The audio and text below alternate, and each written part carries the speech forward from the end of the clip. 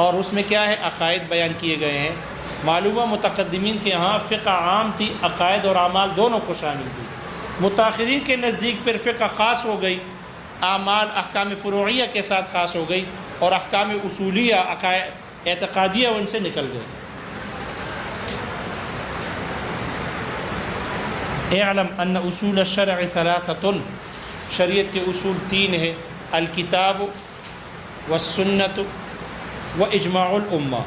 الکتاب والسنت واجماع الامہ۔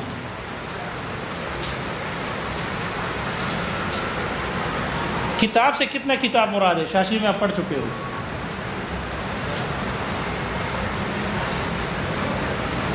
کتنے کتاب سے، کتاب اللہ کی کتنے کتاب اللہ سے احکامات ثابت ہوتے ہیں؟ جی بولے، ابھی آواز آئی ہے، تھوڑا کم کر کے بولے۔ جی جی 350 ہے، 550، تھوڑا کم کر کے بولے۔ ادھر سے 700 کی آواز آ گئی، 700 سے کم کر دے۔ 500 آیات ہے۔ کون بولا؟ ہاں دیکھو نا، کوہستانی ملا۔ 500 آیات ہیں جن سے احکامات ثابت ہوتے ہیں، جن کا تعلق احکامات کے اس بات سے ہے۔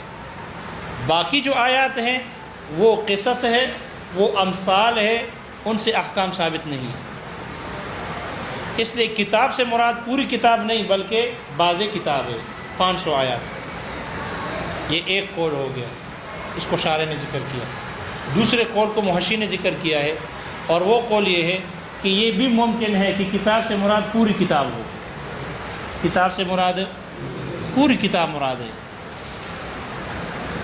وجہ یہ کہ احکام دو طرح کے ہیں، احکام دو طرح کے ہیں، ایک احکام ظاہریہ اور ایک احکام باطنیہ۔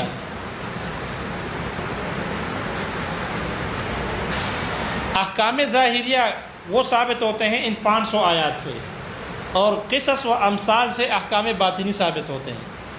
احکام کیا؟ اللہ تعالیٰ نے قرآن مجید میں جو قصے بیان کیے ہیں یہ ویسے خوش کرنے کے لیے، موسیٰ علیہ السلام کا واقعہ، عیسیٰ علیہ السلام کا واقعہ، یوسف علیہ السلام کا واقعہ، ویسے دل بہلانے کے لیے بیان کیا ہے، قصہ بیان کیا ہے، لہذا اس سے بھی احکامات کا اثبات ہوتا ہے۔ یا امثال، مثالیں ذکر کی ہے، مختلف قوموں کی مثالیں دی ہے، تو جو امثال ذکر ہوئے، قصص بیان ہوئے، تو یہ صرف دل بہلانے کے لیے نہیں بلکہ ان سے بھی احکامات کا اظہار و اثبات ہوتا ہے، بس وہ احکام باطنی ہے، وہ احکام۔ اس لیے محشی کہتے ہیں کہ یہ بھی ممکن ہے کہ کتاب سے مراد پوری کتاب ہو، بعض کتاب نہ ہو۔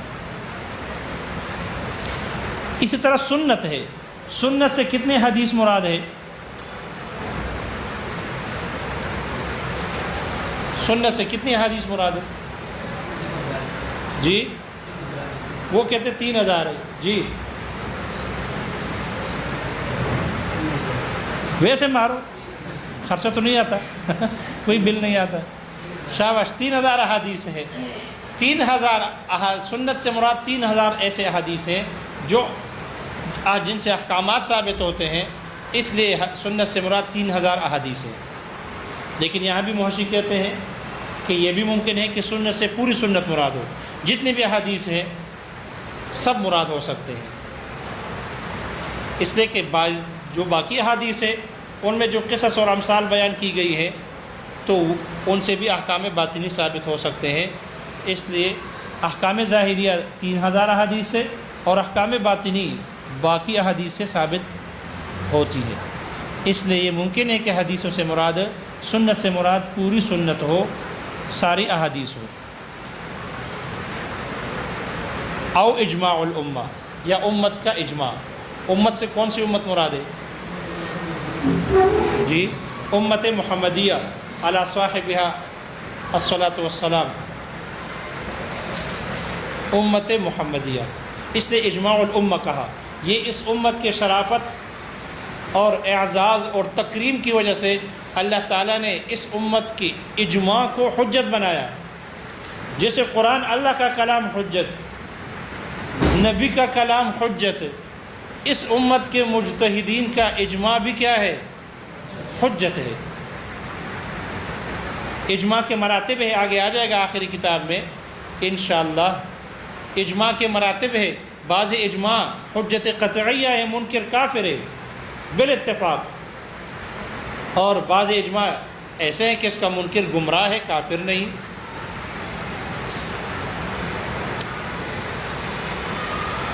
تو اجماع سے مراد اس امت کا اجماع مراد ہے۔ دیکھو اجماع الامہ کہا، اجماع الصحابہ نہیں کہا، اجماع اہل مدینہ نہیں کہا، اجماع الصحابہ نہیں کہا، اجماع اہل مدینہ نہ کہا، اجماع اہل عطرت نے کہا، عطرت الرسول۔ اس لیے کہ بعض لوگ قائل ہیں کہ اجماع صرف صحابہ کی حجت ہے، باقی کسی کی اجماع حجت نہیں۔ بعض اس بات کے قائل ہیں کہ اجماع صرف اہل مدینہ کا حجت ہے، اگر اہل مدینہ والے مجتہدین کسی مسئلے پر اتفاق کر لے وہ اجماع حجت، باقی کی اجماع حجت نہیں ہے۔ اس کے قائل امام مالک رحمہ اللہ ہے، تو اس قول کو بھی رد کر دیا۔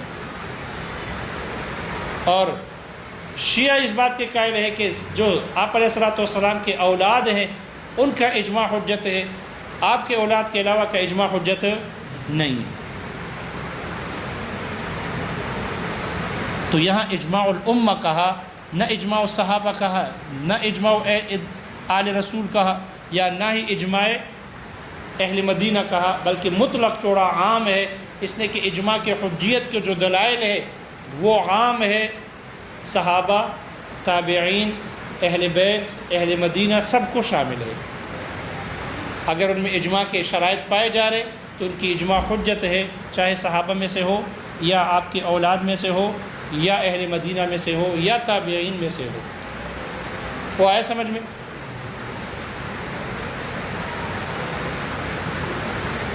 والاصل الرابع القیاس، والاصل الرابع القیاس۔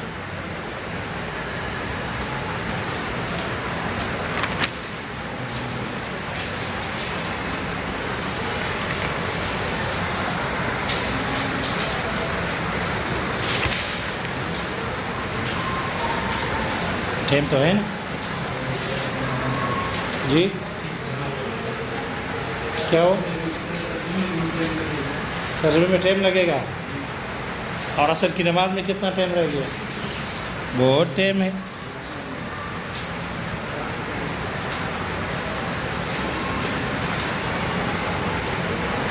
چلو دیکھو بھی،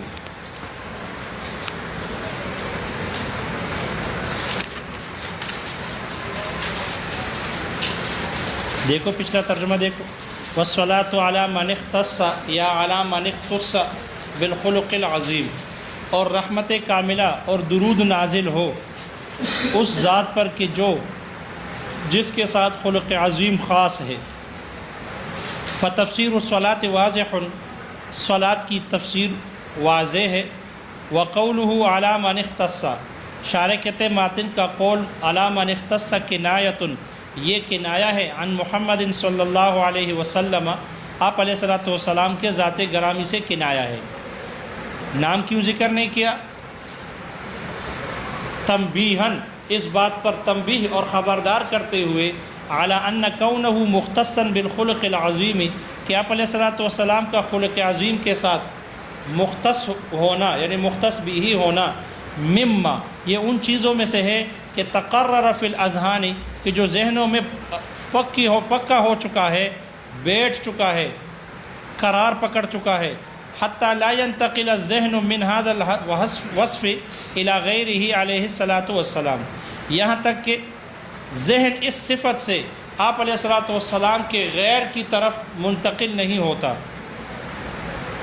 والخلق، اور خلق کہتے ہیں وہ ملکۃ، ایک ایسی مہارت اور ملکے کو کہتے ہیں، یصدر عنہ الافعال بسہولۃ، کہ جس سے افعال آسانی سے صادر ہوتے ہیں۔ والخلق العظیم لہ، اور آپ علیہ الصلوۃ والسلام، والخلق العظیم لہ، اور آپ علیہ الصلوۃ والسلام کے خلق عظیم، علامہ قالت، وہی ہے کہ جو حضرت عائشہ، قالت عائشہ، حضرت عائشہ رضی اللہ عنہا نے فرمایا، هو القرآن، وہ قرآن ہے۔ یہاں سے مصداق بتا رہے ہیں وہ قرآن ہے۔ پھر اشکال ہو گیا کہ قرآن تو کتاب اللہ ہے، اللہ کا کلام ہے. کہا یعنی ان العمل بالقرآن یا یعنا ان العمل بالقرآن، مراد اس سے قرآن پر عمل کرنا ہے.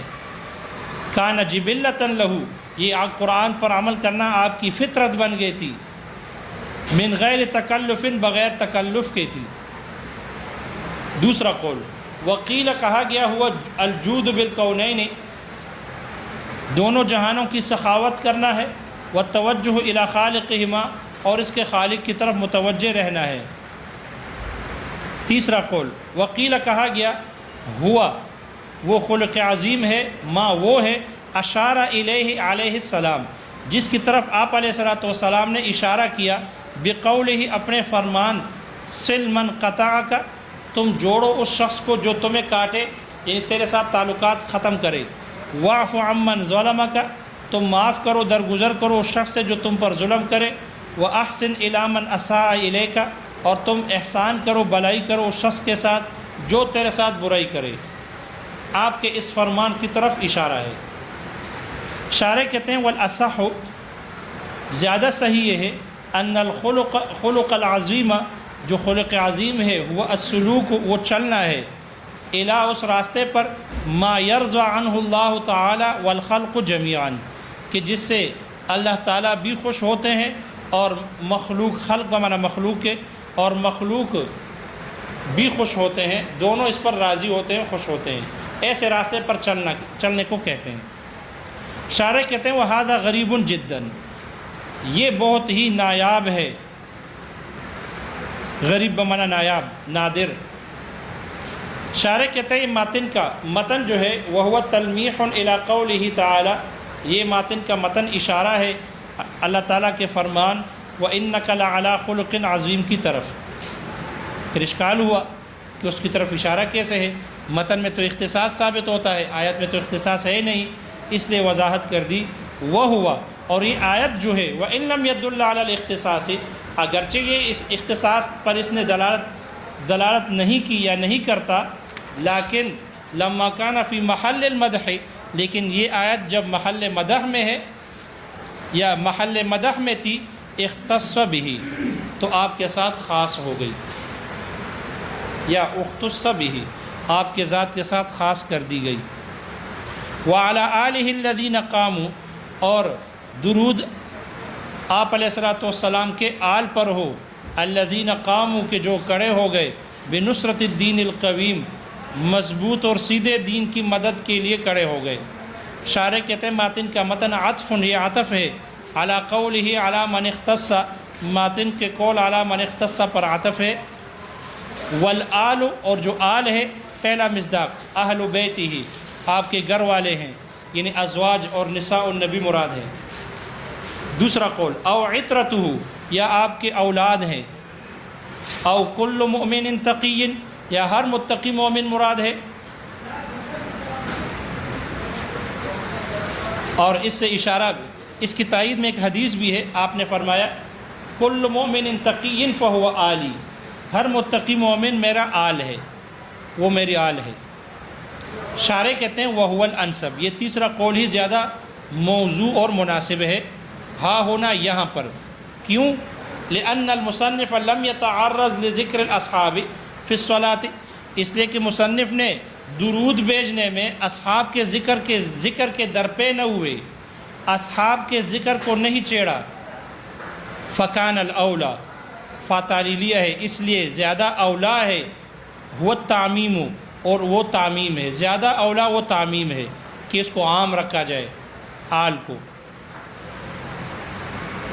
والدین، اور دین کی تعریف کر رہے ہیں، وہ وضع الہی، وہ ایک ایسا الہی دستور ہے، سائق جو حکاتی ہے، لذوی العقول، عقل والوں کو، باختیارہم المحمودہ، ان کے اچھے کاموں کے اختیار کرنے کی وجہ سے، قابل تعریف کاموں کے اوصاف کے اختیار کرنے کی وجہ سے.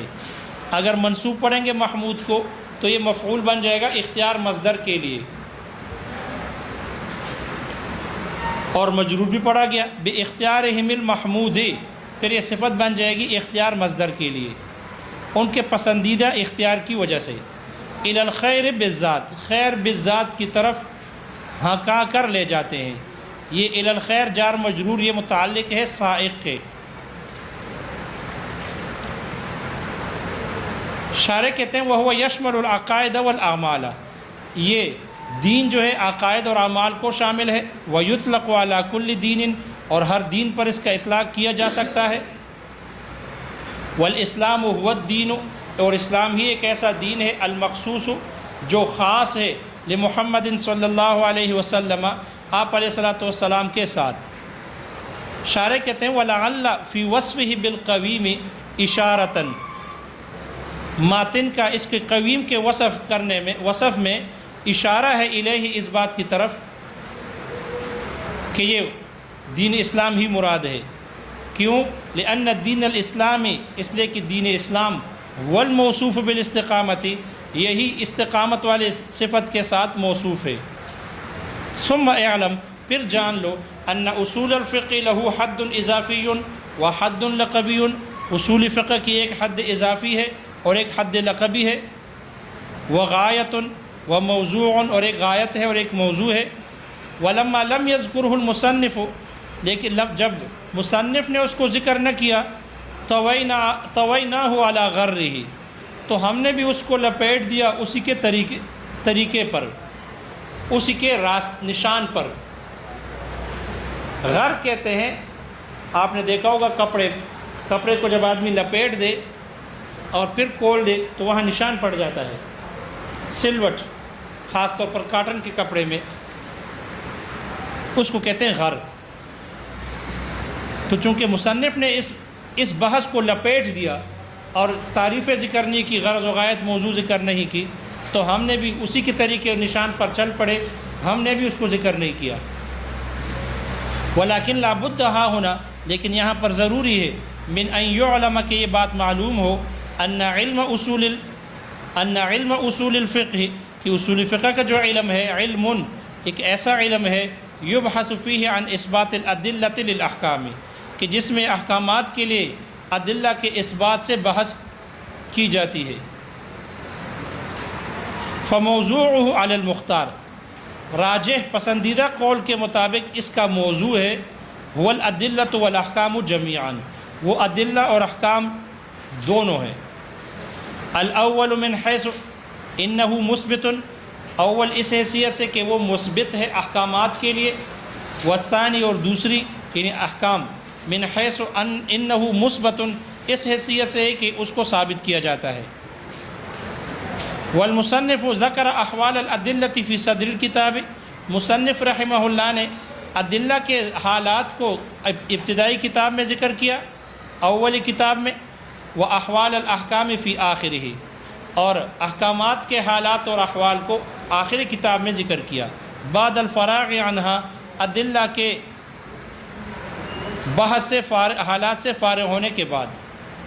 فقال، فرمایا، اعلم، جان لو، ان اصول الشرع ثلاثۃ، پھر اصول پر اعتراض تھا کہ یہ تو بوزن قعود اور جلوس مفرد لگ رہا ہے اور خبر جمع ہے، استشارے نے وضاحت کی، والاصول جمع اصل، اصول جمع ہے اصل کی، وہی ما یبتنی علیہ غیرہ، اور اصل کہتے ہیں اس کو کہ جس پر غیر قائم ہو، دوسری چیز قائم ہو، مبنی ہو، یعنی بنیاد کو، اساس کو کہتے ہیں۔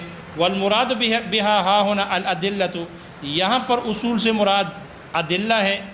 والشرع، پھر شرع پر اعتراض ہوا کہ شرع تو مصدر ہے، اظہار کے معنی میں، اس کی وضاحت کر رہے ہیں، جواب دے رہے ہیں۔ والشرع ان کان بمعنی الشارع، اور شرع اگر شارع کے معنی میں ہوگی، فاللام فیہ للعہد، تو پھر اس میں جو لام ہے یہ عہد کے لیے ہے۔ ای ادلۃ التی، وہ ادلہ، التی نصبہ الشارع دلیلا، جس کو آپ علیہ الصلوۃ والسلام نے دلیل مقرر کیا، وہ مراد ہے۔ وَإِنْ كَانَ بِمَعنَى الْمَشْرُوعِ، اور اگر یہ شرع مصدر بمعنی مشروع کے ہوگی، فاللام فیہ للجنس، تو پھر لام اس میں جنس کے لیے ہوگی۔ ای ادلۃ الاحکام المشروعہ، احکام مشروعہ کے ادلہ مراد ہوں گے۔ لیکن شارح کہتے ہیں والاولا، زیادہ اولا اور بہتر یہ، ان یکون الشرع اسما للدین، کہ یہ شرع کا لفظ مصدر نہ ہو بلکہ یہ دین کا نام ہو۔ فلا یحتاج الی التاویل، اس لیے تعویل کرنے کی ضرورت نہیں پڑے گی۔ شارح کہتے ہیں وَإِنَّمَا لَمْ يَقُلْ أُصُولَ الْفِقْهِ، ماتن نے اصول فقہ نہ کہا، کیوں نہ کہا؟ وجہ لِأَنَّ هَذِهِ الْأُصُولَ، اس لیے کہ یہ جو اصول ہے، كَمَا أَنَّهَا اصول الفقہ، جیسے یہ اصول فقہ ہے، فَكَذَلِكَ یہ اصول الکلام أيضاً، اسی طرح یہ اصول کلام بھی ہے۔ الکتاب والسنت واجماع الامہ، اس پر نشان لکیر لگی ہوئی ہے، لکیر لگائی اس پر، الکتاب و سنت پر، متن کی نشان سرخ ہے، ٹھیک ہے متن ہے، ہماری کتابوں میں اس پر لکیر نہیں ہے، اس لیے اس پر لکیر لگاؤ تاکہ پتہ چلے یہ متن کا حصہ ہے۔ شارح کہتے ہیں ماتن کا یہ متن بدل من ثلاثتن، یہ ماتن کے ماقبل متن میں ثلاثتن سے بدل ہے، او بیان لہو، یا اس کے لیے بیان ہے۔ محشی کہتے ہیں بیان ہے، یعنی عطف بیان ہے۔ البتہ اس پر اعتراض پچھلے سال ایک طالب علم نے کیا کہ مبدل منہ ثلاثتن ہے نکرہ، اور الکتاب والسنہ والاجماع یہ بدل بنایا ہے، بدل معرفہ ہے، تو آیا تعریف و تنکیر میں ان میں موافقت ضروری نہیں؟ تو یاد رکھنا نحویوں نے قاعدہ لکھا ہے کہ بدل کے لیے مبدل منہ سے اقوا ہونا ضروری ہے، اور اگر اقوا نہ ہو تو پھر کم از کم مساوی ہونا ضروری ہے، کم از کم مساوی ہونا ضروری ہے۔ اور معرفہ اور نکرہ میں اقوا معرفہ ہے، نکرہ ہے معرفہ ہے، اس لیے معرفہ بدل بن سکتا ہے نکرہ سے، ٹھیک ہے۔ اور دلیل دی ہے، اللہ تعالیٰ کا فرمان ہے اِلیٰ صراط مستقیم، اِلیٰ صراط مستقیم، صراط مستقیم مبدل من ہوئے، اور آگے فرمایا صراط اللہ الذی، تو وہ صراط اللہ الذی جو آگے آیت ہے وہ صراط اس صراط سے بدل ہے، پہلا والا نکرہ ہے اور دوسرا معرفہ ہے۔ او بیان لہو، یا یہ عطف بیان ہے، لیکن عطف بیان کے بارے میں بعض نحویوں نے لکھا ہے کہ عطف بیان کے لیے ضروری ہے کہ مبین اور عطف بیان دونوں تعریف و تنکیر میں مساوی ہو، اور یہاں پر ثلاثۃ النکرہ ہے اور باقی یہ تین جو ہے یہ کیا ہے؟ معرفہ ہے۔ عطف بیان بنانے پر بہرحال اعتراض شبہ ہے، یہ دیکھنا پڑے گا۔ والمراد من الکتاب، شارح کہتے ہیں ماتن کے اس متن میں جو کتاب ذکر ہے، اس کتاب سے مراد بعض الکتاب، بعض کتاب مراد ہے، وہ مقدار 500 آیت، اور وہ 500 آیات کی مقدار ہے۔ کیوں؟ لأنہ اصل الشرع، اس لیے کہ یہی شریعت کی اصل ہے۔ والباقی قصص ونحوها، اور باقی آیات وہ قصے ہیں وغیرہ، یعنی امثال ہے۔ وہکذا المراد من السنت بعضها، اسی طرح سنت سے مراد بعض سنت ہے، وہ مقدار 3000 علی ما قالوا، اور وہ جیسے کہ فقہاء نے فرمایا 3000 احادیث ہیں۔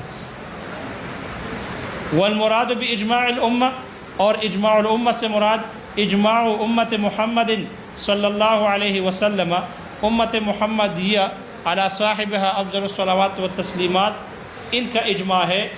کیوں؟ لشرافتها و کرامتها، اس امت کے شرافت اور اعزاز اور اکرام کی وجہ سے ہے۔ سواء کان اجماع اہل المدینہ، برابر ہے کہ وہ اجماع الامہ اہل مدینہ کا اجماع ہو، او اجماع عطرت الرسول، یا وہ آپ علیہ السلام کے اولاد کا اجماع ہو، او اجماع الصحابۃ، یا صحابہ کا اجماع ہو، او نحوہم، یا صحابہ کی طرح دوسرے حضرات کا اجماع ہو، یعنی تابعین وغیرہ کا، جس کا بھی ہو امت کا اجماع معتبر ہے۔ والاصل الرابع القیاس، یہ انشاءاللہ پھر ہو جائے گا اگر اللہ نے چاہا، بس جو بتایا